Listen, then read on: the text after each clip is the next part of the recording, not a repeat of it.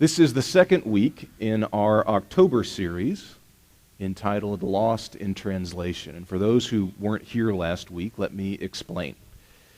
This is a series really for two groups of people specifically.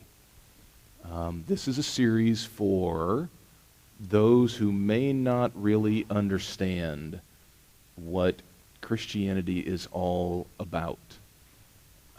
And if recent surveys or studies are accurate, there are a lot of American adults who fit that category. So what we want to do is explain it in a way that makes sense to somebody who doesn't have a lot of religious background or church background or Christian experience. The fringe benefit is for all of us who do consider ourselves Christians, I bet you're going to have a brand new take on this faith that we claim after you listen to Paul explain it to a group of people completely unfamiliar with it. Now, of course, the second group the series is for Christians like you and I who, on occasion, have the chance to talk about our faith with those who may be unchurched or not Christians. And this is a series to help us do that in a way that they can understand. This is a series focused on one passage in the history book of the New Testament, or the early church, called the Acts of the Apostles. It comes from the middle of Acts chapter 17, where the Apostle Paul, the guy who wrote most of your New Testament and the guy who started most of the churches in the New Testament world, had the chance to speak to an audience of people who were completely unfamiliar with the Christian message. And this is his way of trying to explain to them what Christianity is all about. This takes place in the ancient, famous city of Athens. If you weren't here last week, you can listen to the first about 10 minutes of last week's message, and I kind of paint the picture as Acts describes it of what happens in Acts 17 and Paul in Athens. He ends up being able to give a speech or a sermon to a group of people there in Athens, very smart, intelligent people who'd never heard anything about Jesus. And what we're doing is looking at that speech to understand what Christianity is all about and how we can explain it to others. This is what you heard last week in the first two verses of that speech in Acts 17. This is Christianity according to Paul in Acts 17. This is the good news of Christianity according to Paul. This is the gospel according to Paul, to use that churchy word. So, what you need to do, Christian person or unchristian person, is pay attention to the message that Paul is communicating. And over the 4 weeks of this series, we're going to put together a list of what Paul here in Athens says Christianity is all about. Last week he said it starts by affirming the spiritual or religious sense of non-Christian people or their culture. This is where he starts the speech. You might recall, if you were here, that had to do with identifying this idol to an unknown god that the Athenians had. He also went on to say that most human beings, even earnest, spiritual-seeking human beings, at some point throw their hands up in the air and say, we can't know God at all. He is beyond our grasp or reach. And Paul says a key to the Christian message is that unknown God is making himself known to us. This is a central, if not indispensable, part of the Christian message according to Paul. After those two verses and those ideas, this is where we pick it up. These verses contain the subject that Paul talks about the most in this sermon about Christianity that he gives to these people who had no clue about Jesus. He comes to it twice. He comes to this same idea in verses 24 to 26, and then he returns to it in verse 29. Do you see what the key idea is? Without me reading it aloud to you, what would you say the one thing that Paul is doing here can be described as? How about this? He is talking to them about false conceptions of God, who we think God is or who we construe him to be, and who God really is. This is what Paul spends the bulk or the most of his sermon talking about. It's the subject that gets the most ink. Look at it here. He's going to spend time in these verses talking about who God is, according to Christianity, and he's going to spend time talking about how oftentimes, as human beings, we just get it flat out wrong about who God is and how he behaves. And apparently, for those of us who are Christians or who are considering Christianity, this is a very important distinction for us to wrestle with. So, let's start with, what does Paul say about these false ideas that human beings often have about God? Well, if you let yourself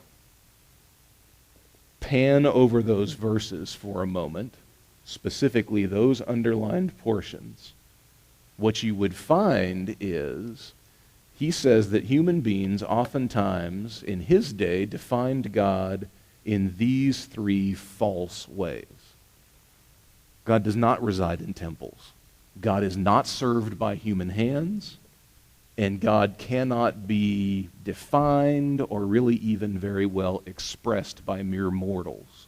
That's from verse 29 where he says human beings cannot shape God out of silver, gold, or stone.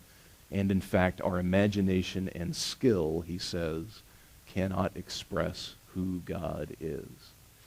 What do you think he's driving at by saying that anytime we think of God like that, we're wrong or headed down the incorrect path?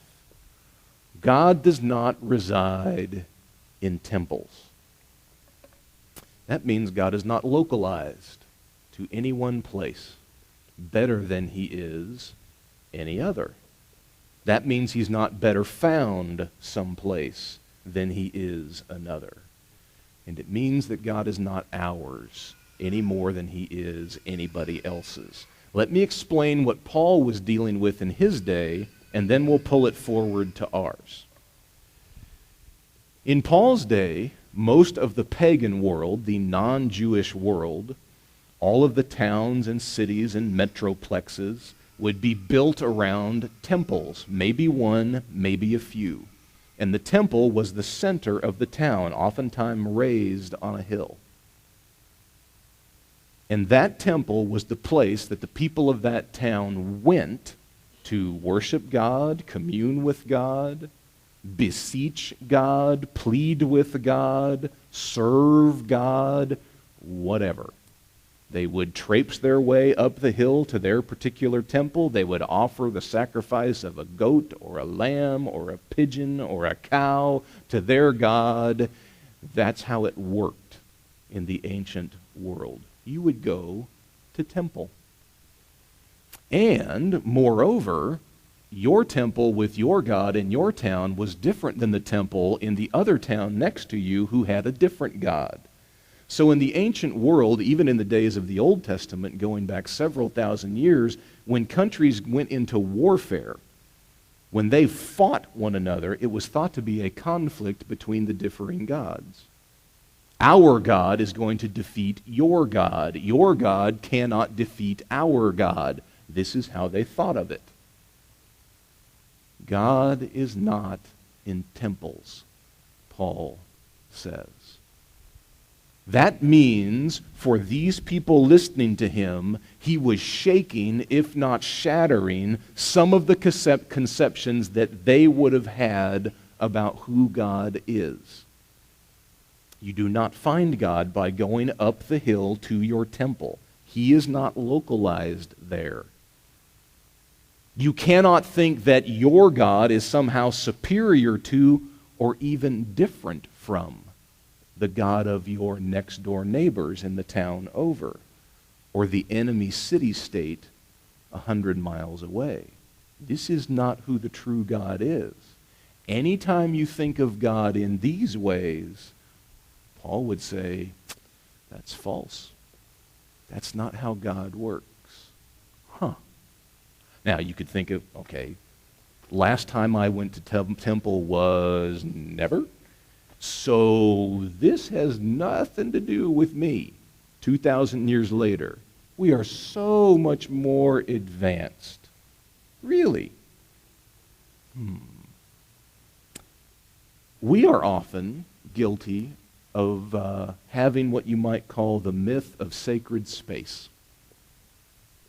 That somehow you go to church and you will find God better in church, or be able to pray to Him, or hear from Him, or worship Him, or somehow make Him more happy with you if you go to the physical location that we call church.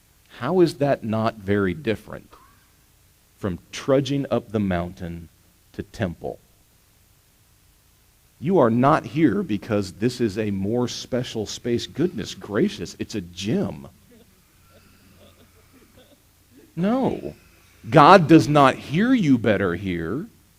You do not learn better here. He is not happier with you because you're here.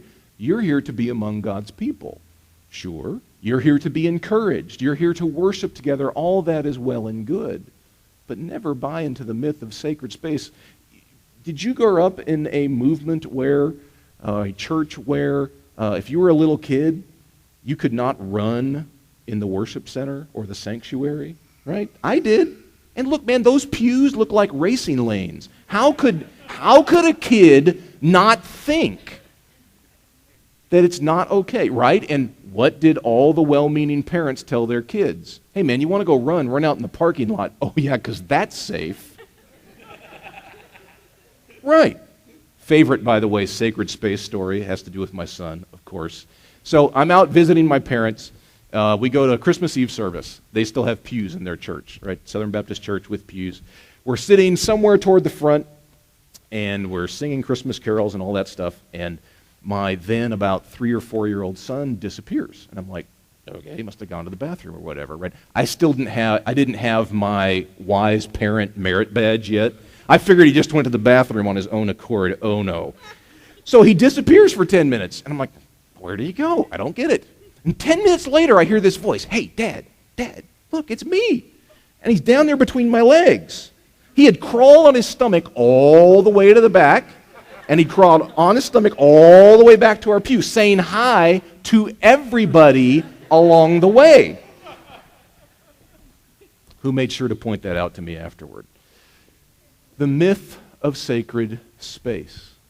You know, John chapter 4 records a story where Jesus meets a Samaritan woman at the well.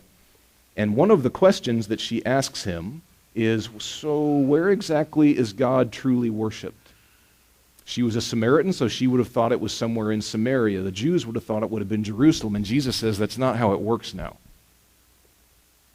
God is worshipped everywhere by those who are willing to worship in what Jesus says is spirit and truth. God's temple is no longer a place. God's temple is a people. Do you realize that? This is what the New Testament says. The reason that this is a special space is because you're in it, gathered together. Not because the space itself is. You see that? Yeah.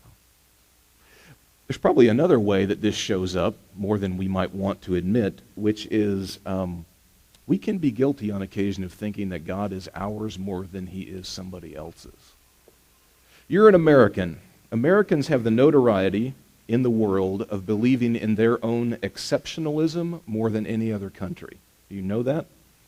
You ever heard the expression American exceptionalism? What that means is you think that you live in the greatest country the world has ever known. Now look, if you think that, that's okay. And it's okay if you don't think that. That's not what this is about.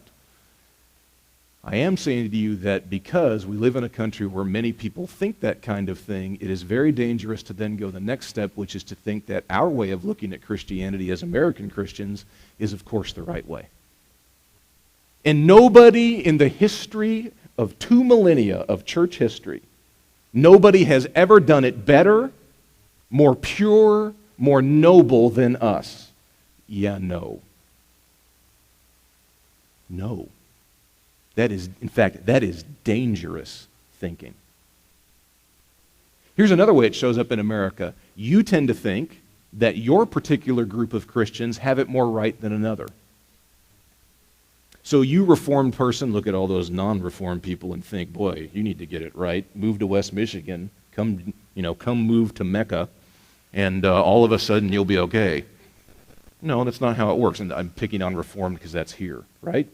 All those Southern Baptists in Texas think the same things.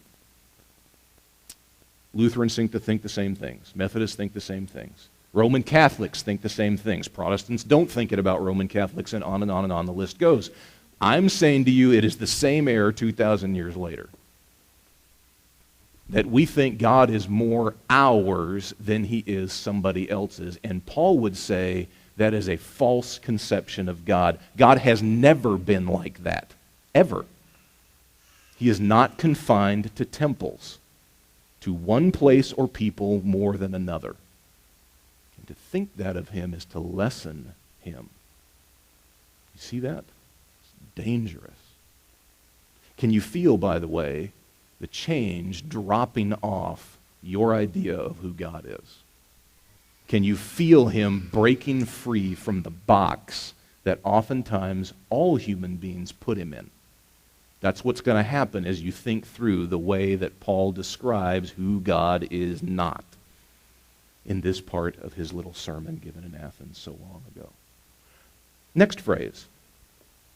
He says, God is not in temples, nor is he served by human hands. Okay, again, you need to understand this, what it meant then, because then it will help us understand what it means now. Why would you go to temple in the ancient pagan world, be it Greece or Rome or wherever? Well, for most people like you and I, normal, everyday people, here's why you went to temple.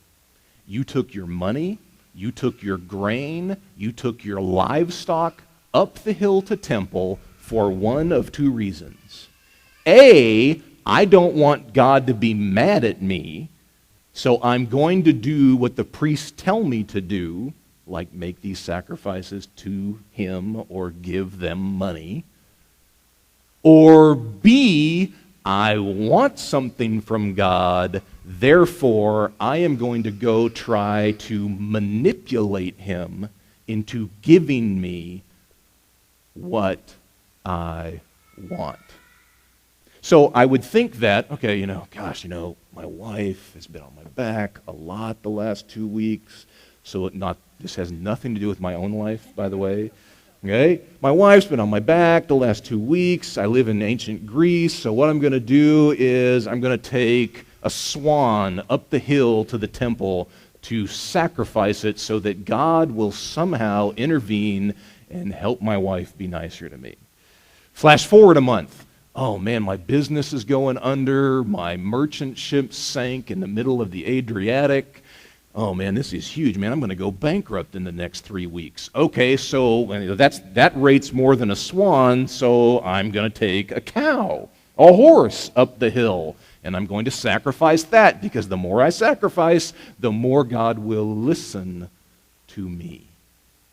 I can manipulate him into getting what I want.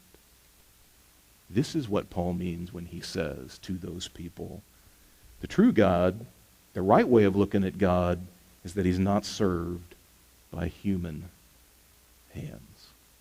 You ever seen people, maybe even yourself, try to manipulate what you want out of God? Yeah, this doesn't happen either, right? You think, okay, I'm going to get my life right. I'm going to start going to church. I'm going to start praying more. I'm going to start reading the Bible more because I want God to bless me. Yeah, I'm afraid that if we're not careful, that becomes that error right there. God cares about you doing the right things, sure, because it's better for you, it's better for the world, and it's better for the people around you. Absolutely. You become more truly human the more you live his way. Absolutely. You cannot manipulate him. How many thousands of people do you think go to church all across West Michigan week after week because somehow they're putting up with it and figuring that God in heaven has that checklist?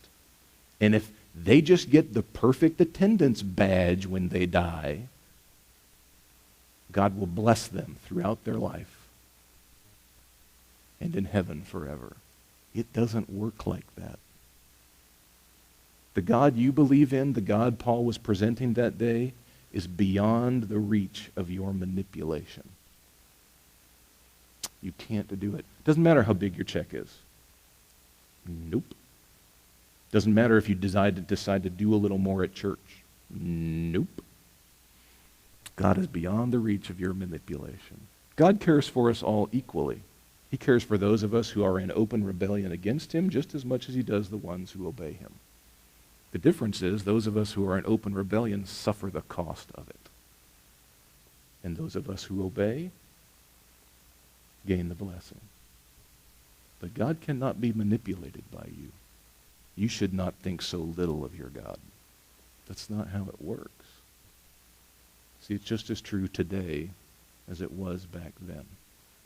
You may need to restore God to his rightful place and not allow him to be caged anymore.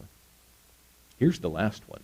Paul says in verse 29, when he returns to this theme after talking about it in verses 24 to 26, if you haven't got the point, O ancient Athenians, then let me make a more wide-ranging, maybe even audacious claim, which is God does not live in temples, nor is he served by human hands, and here's the deal. You cannot express him in gold, silver, or stone, or even just begin to think that the human imagination or skill can define him.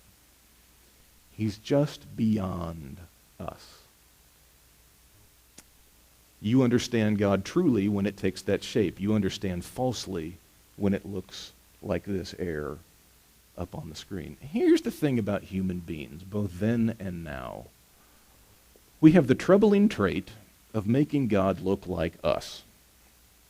Anytime what you think about God looks like you, you're in trouble. You should take that one to the bank. Does God feel about people the way that you do? Does your God hate the same people you do? Does your God love the same people you do? Does God have the same personality you do? Okay, then I think you've blown it. You know what you've done? You're worshiping yourself. And human beings are really good at that. Really good. Me too, by the way. This is not me picking on you. This is me telling you the truth about all of us, according to Paul. We, if we're not careful, fashion God to look like and behave like us. And the minute we do that, we fall prey to this error. That is not who God is at all. Oh, but it's even more remarkable than that. Dietrich Bonhoeffer, great German pastor and writer who lost his life to the Nazis in the middle of World War II, once wrote about God, quote, a God that would allow himself to be proven by us is an idol. Think about that. Have you ever wrestled or known somebody who wrestles with not being able to prove God's existence? Right? I will confess to you, I'm a philosopher at heart. These are the kinds of things that I think about on my free time. You don't even pay me to do it. I read books at night about stuff like this. How crazy am I? I'm like the 1% of the world that does this on my own free time. I do. Have you known people like that? I'll bet, even for you, at some point in your life you wondered about it. How can I know if God really exists? And if we're truthful about it, that's really troubling. We're like, man, something as important as God, you'd think I'd be able to prove. Maybe Bonhoeffer's right. Maybe any God we can prove his existence isn't really God at all.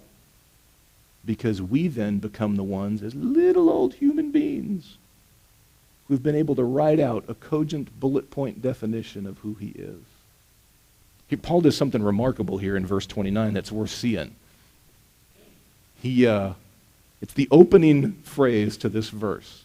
Since we, human beings, are God's offspring, we should not think that we should be able to define God or make an image of God or write up a glossary definition that's a one paragraph long of who God is, because it's just beyond us. Here's what's fascinating about that verse. He uses us as the example of why we shouldn't think we can really wrap our hands around who God is very well. And this is really smart thinking on his part. Human beings today still have almost no idea of how to define who we are.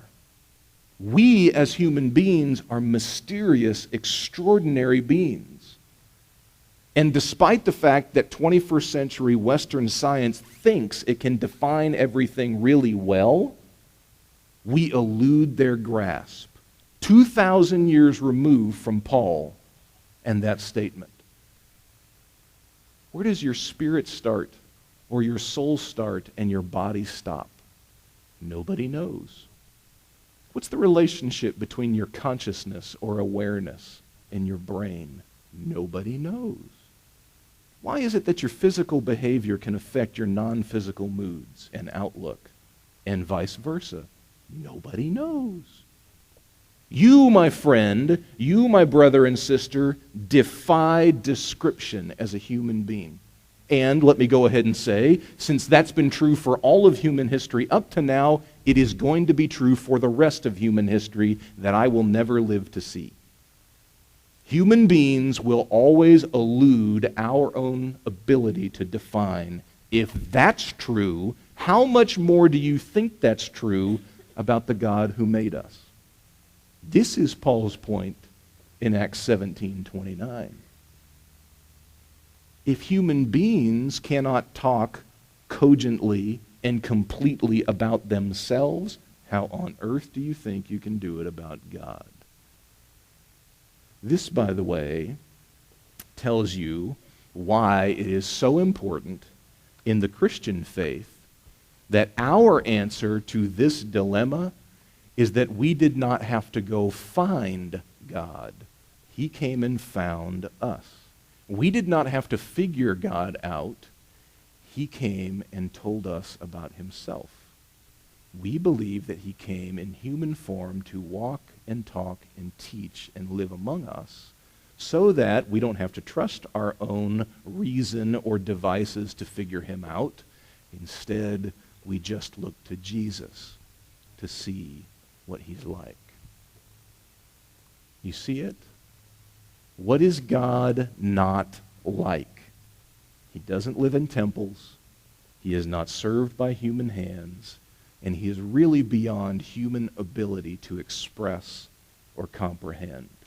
These are the things Paul told this completely unchristian audience about God that day. And then, of course, he tells them the alternative.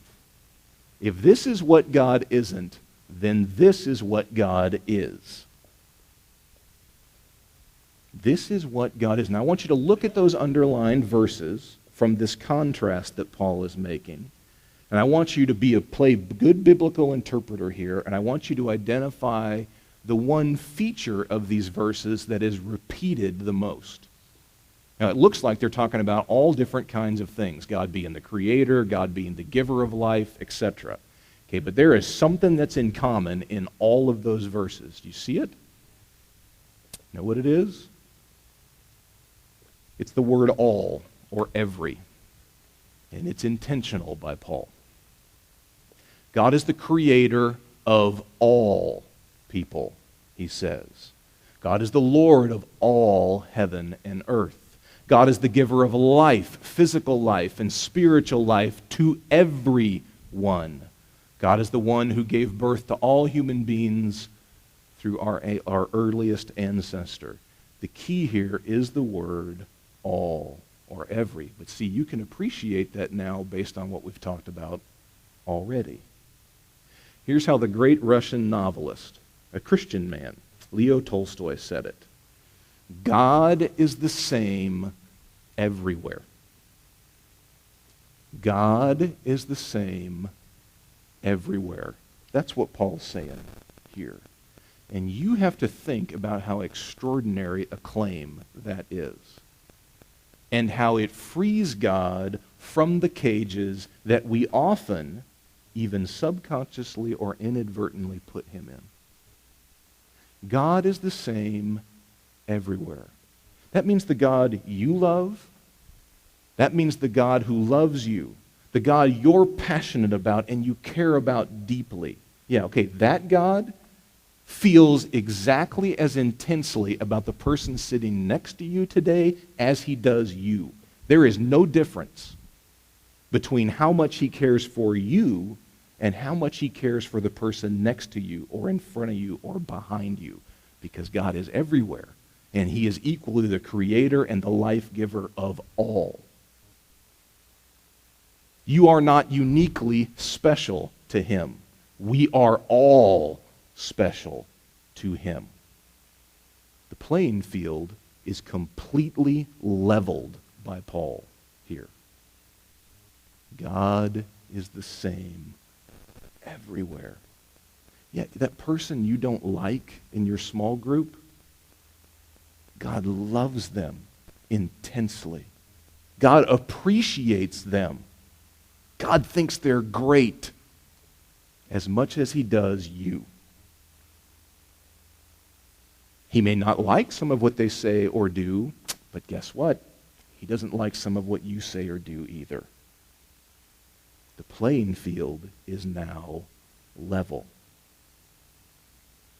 You can imagine, for the people who heard it in Paul's day, here he is gathered before the best and the brightest and the most affluent in ancient Athens. They would have thought because they're rich or they're smart or they're paid to be a teacher or a philosopher, or people have read their writings all over the Greek world, they would have thought they're special. And all of a sudden, Paul says, nope. There are no second-class citizens with God.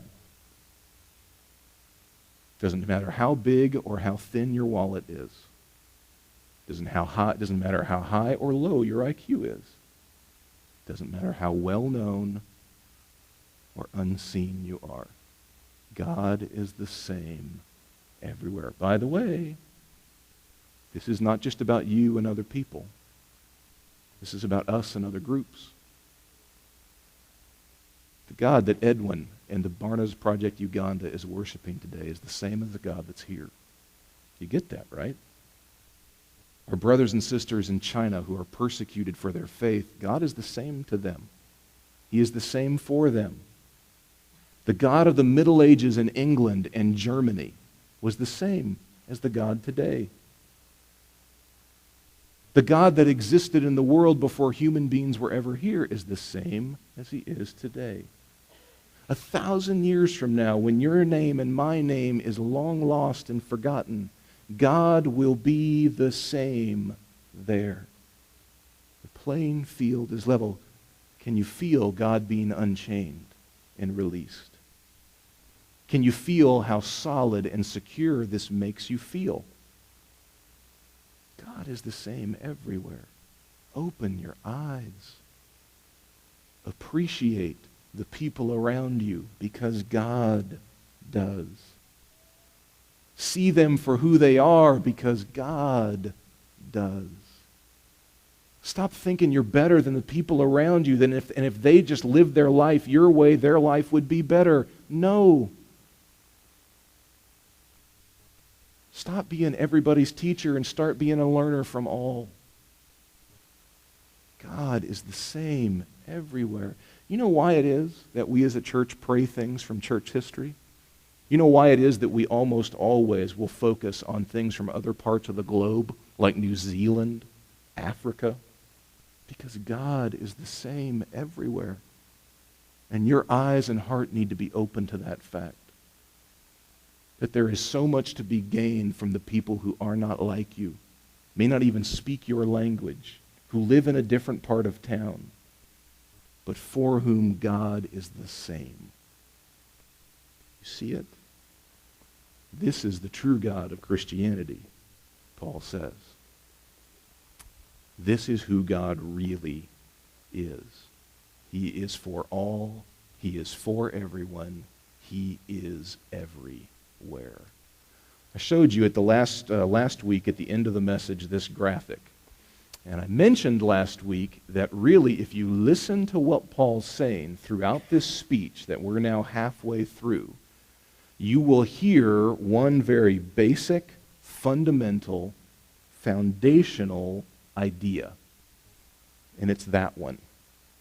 That he is telling them over and over again that God is everywhere to all people and all times. Last week what he meant is all human beings, whether or not they're Christian, are wired with this sensitivity to God himself. We as Christians need to pay attention to that. This week, what you've heard is, God is not going to play by our little rules. He is not going to be caged to temples or being served by our hands or even our ability to imagine and define what he is. That's not how God works. And what I especially like about that graphic is the cardboard box top being blown open. I imagine it this way, that for all of human history, and yes, even in my own life, yes, even in your life, really what we try to do, because we're human, is we try to put God in that Amazon box. And man, we try to tape that sucker closed, long ways and sideways, over and over again with strapping tape, with duct tape, with crazy glue. And we are trying to keep him in our box. And to our box, he says no. And like Jesus burst from the resurrection grave, God bursts from our box and refuses to be contained. This is what Paul is doing in Athens. He is putting God back in his right place. He is removing God from our grasp. He is restoring God to who God really is. Would you take a minute here at the end of the message, and maybe you need to wrestle a little bit with what Paul did today and told us about how so often we misconstrue who God is. We falsify our relationship with him. Up on the screen are some of the bullet points that I covered for you that Paul presented that day so long ago about how human beings make God into something he's not. Maybe in the quiet here at the end of the message, you'll give God the space and the room to point out to you, or maybe even if you've been a Christian for 50 years, you have inadvertently done that to him. And then I'll pray for us all. Pause in the quiet. Give God room to talk to you.